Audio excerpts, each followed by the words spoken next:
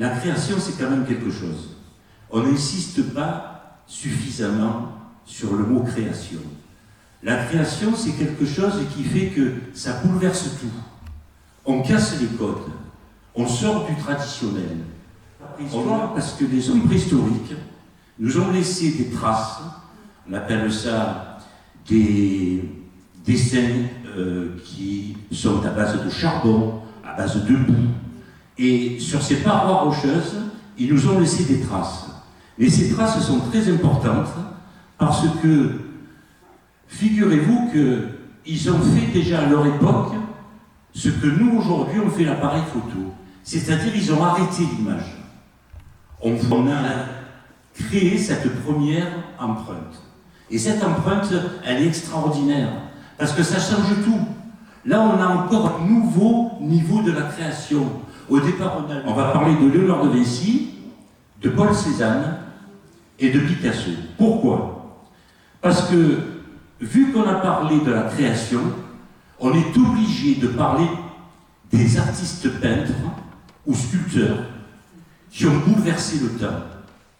Tout ce qui était portrait à l'époque, que ce soit sur des pièces monnaie ou autres, ils étaient principalement dessinés, travaillés de profil.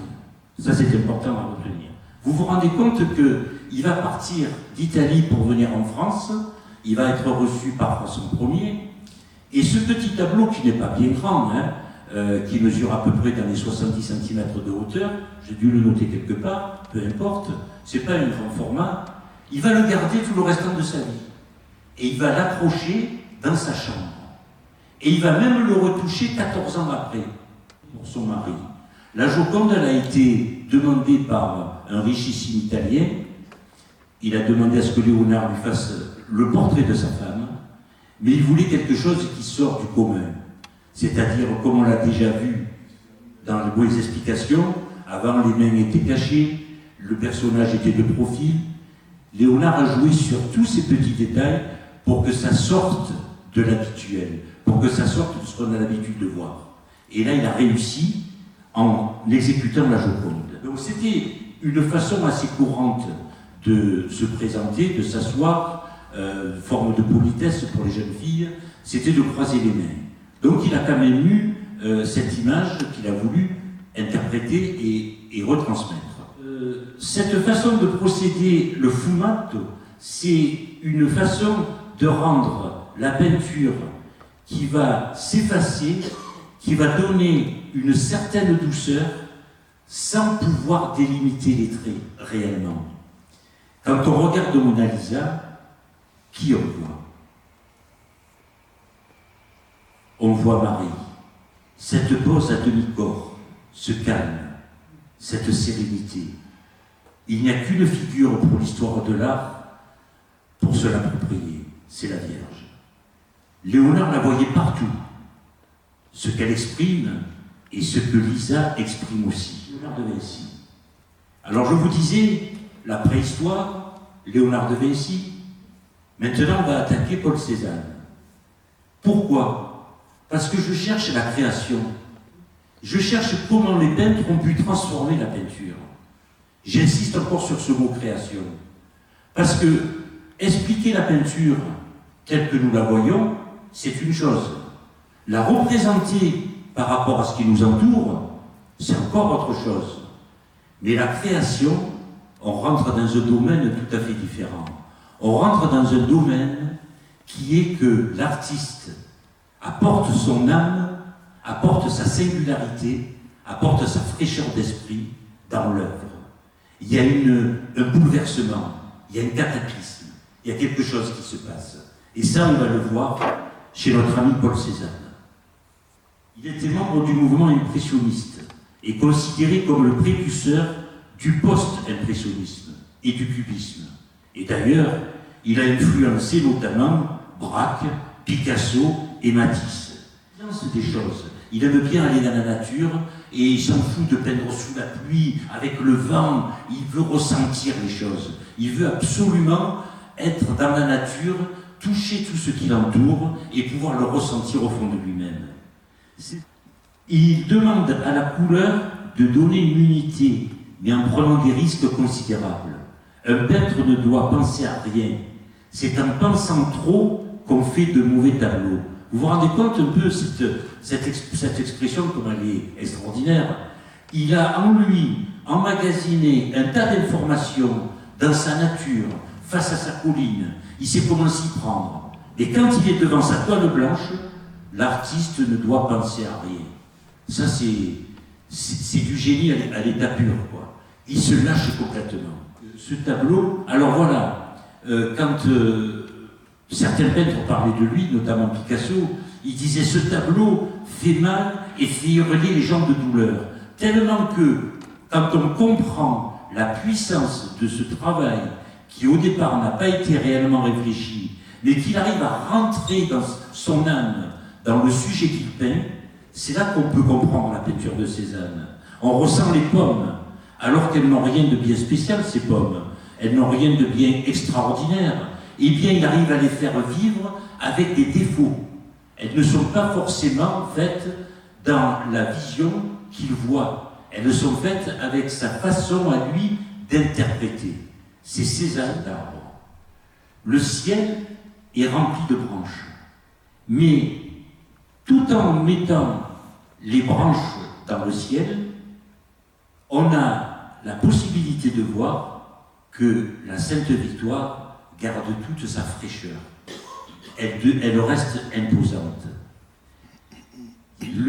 L'arbre, c'est un être vivant, je l'aime comme un vieil ami. Et en plus, c'est ce qu'a recherché Picasso, Braque et tous les grands peintres qu'on suivi, c'est-à-dire qu'il a déstructuré le plan. Le premier plan est complètement décomposé et on voit que rien finalement n'est à sa place.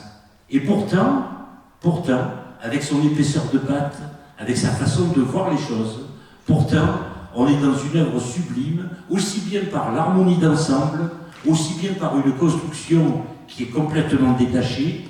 Tout se met en place dans notre tête. On n'a pas besoin de réfléchir plus. On sait que cette œuvre, elle tient par elle-même. Elle est un tour rapide sur Cézanne. Moi, comme je vous l'ai dit au départ, ce qui m'intéresse, c'est cette création. C'est de sortir de ce qu'on a l'habitude de voir.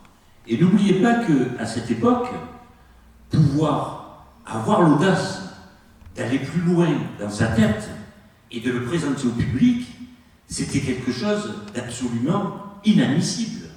On se faisait rejeter par tous les marchands, par tous les... Parce que, qu'est-ce qu'on a dit au départ? On a dit qu'on parlait de la création. Et cette création, elle est faite par des génies. Elle n'est pas faite par des gens qui se contentent de reproduire ou de travailler la nature qui les environne. Le génie, c'est lui qui casse tout, qui brise tout, qui remet tout en question. Et là, on en a un vrai. Le génie de Picasso. Il livre à son fils. Avant de partir à Paris, Pablo peint un tableau format moyen, Yo el Rey, moi le roi, et signe Picasso. Parce que, jusqu'à présent, il signait Ruiz, le nom de son papa. Et il décide de signer Picasso à partir de ce tableau. Ce tableau, quand il monte à Paris, il amène avec lui, et derrière il va marquer en gros « Yo el Rey, moi le roi ». Et il affirme à Casagemas qu'il sera un grand peintre.